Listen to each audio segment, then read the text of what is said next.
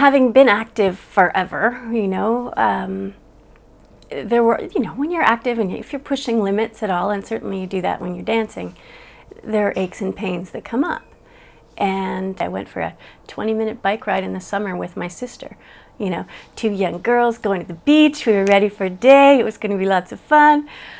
It was a 20-minute bike ride. And, 15 minutes in, I was having trouble continuing. Not because of, cardiovascular issues or anything, but because my knees had literally in that space of time swollen up and were really, really painful to move. And biking's supposed to be one of those things that it's really good for your knees. Well, it wasn't for me.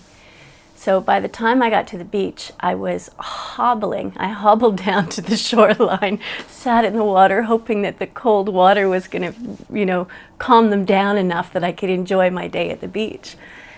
And I think that was when I thought, okay, this isn't normal. This isn't just dance stuff. I have to figure this out, because if I can't take a 20-minute bike ride to the beach and enjoy a day at the beach without pain, that's not going to be okay. Yeah. And I think that's one of the things that really set off my journey to find something else, because I knew there had to be a way.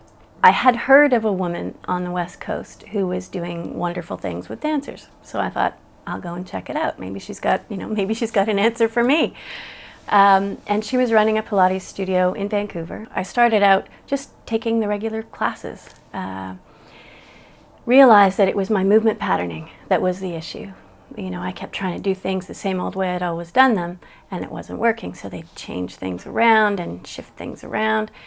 And it was really about retraining right from the base, that foundational patterning that I'd missed something along the way, and issues had cropped up when I was training that got in the way, and moving around pain had gotten in the way.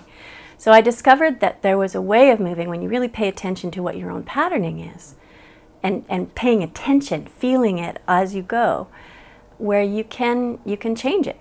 And I discovered new strength that I didn't, areas of weakness that I had never even imagined I had. I was bulletproof.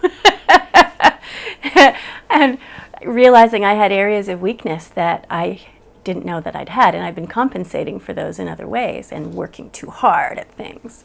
It took probably a year before I completely repatterned. It was about one full year before I was really completely out of pain. But during that time, I was asked to apprentice as a teacher at this studio. And I was kind of looking at moving out of dance at the same time anyway. And thought, okay, well, I don't know what else I'm going to do next. This is going to be my step in between things. And so I decided to take them up on it, and I started to learn how to teach the Pilates method, and I apprenticed and earned my chops as a teacher, and was able to work with a really wide spectrum of people. There were, athletes and dancers. There were people just looking to get in shape and feel better in their bodies. There were people who were looking for a better mind-body connection. They'd heard that there was something different in this technique. And I also had an opportunity to do a lot of rehab. I worked with people who were recovering from sports injuries and things, from really horrific motor vehicle accidents, people who were dealing with illnesses, multiple sclerosis and brain injuries, and every one of them had different needs.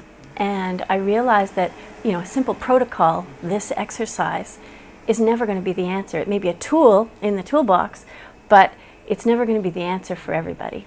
And I think the most important thing I learned during my experience there was really to look at every individual and to see that person and their history and their story and who they are, and to tailor the approach to them individually. Because once you can start to reach them, then the whole thing changes.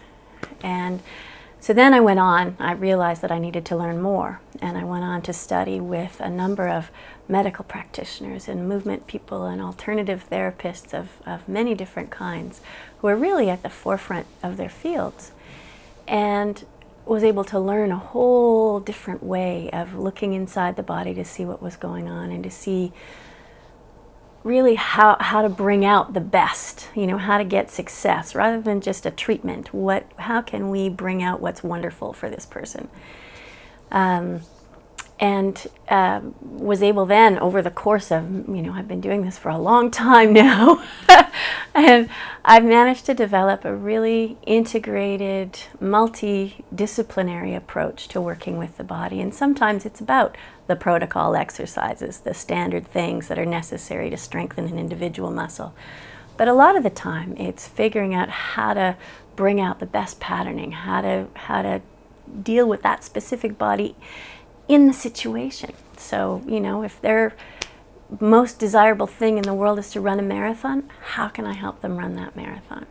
If it's just leaning over to pick up their grandchild, then how can I help them do that? Because that's what's important, the stuff that you love, the stuff that brings you alive.